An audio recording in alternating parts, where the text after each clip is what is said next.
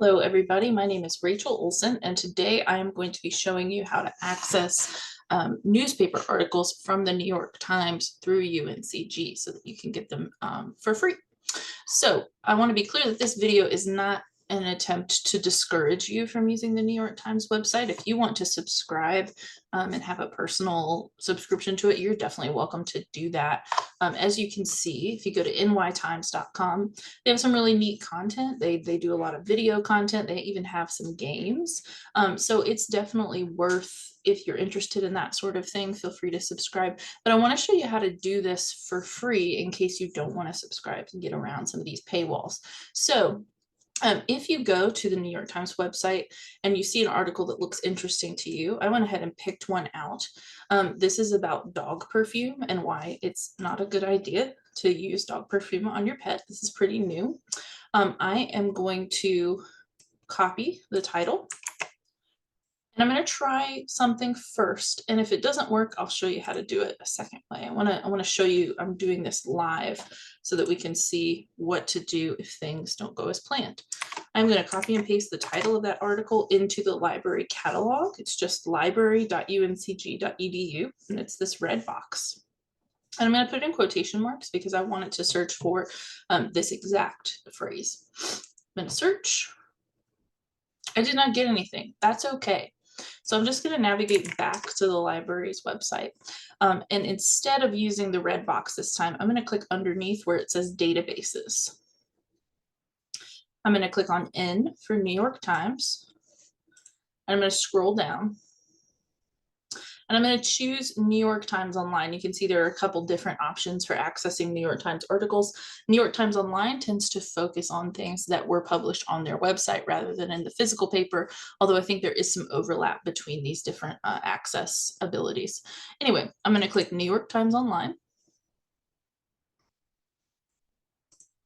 And I am going to, where it says search within this publication, I'm going to copy and paste that title in. And here it is. So you can see who wrote it, when it came out, all that good stuff. You can see the full text here. Now, it doesn't usually give you images. Sometimes it will, sometimes it won't. I'm going to try under details, see what else I might be able to look at here. It will give you subject headings, suggestions for, if you're interested in this, here's some other terms you might want to search. You could actually click on some of these things and it would perform those searches for you.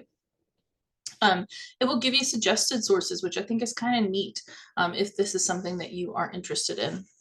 Also, let's say that you wanted to save this or send this to yourself. You have a couple different options here. You could copy the URL and then you could put that in an email to yourself. Don't just grab the link up here. You don't want to do that. Not the link at the top. You want to click copy URL. Or you could click all options and you could email this article to yourself. That's pretty handy. You could also click save as PDF. And here in just a moment, it will save it for you. And there you have the article. So you've got a couple different options here. I want to show you something else that's important. There's a cite tool. Most of our databases do include some sort of tool that will automatically generate a citation for you. If I click cite, it's going to give me a suggestion. Now, first of all, this is a problem because APA hasn't been on the 6th edition for quite some time.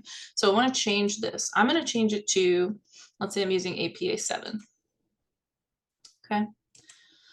Now, don't just take this citation, copy and paste it into a references list or something without checking it against something more official. The libraries, we do have citation guides and recommendations, things that you could check it against to make sure that it got it right, because these automatically generated citations sometimes get it wrong. Anyway, that's how to access an article from the New York Times that you found online, how to get it through the library.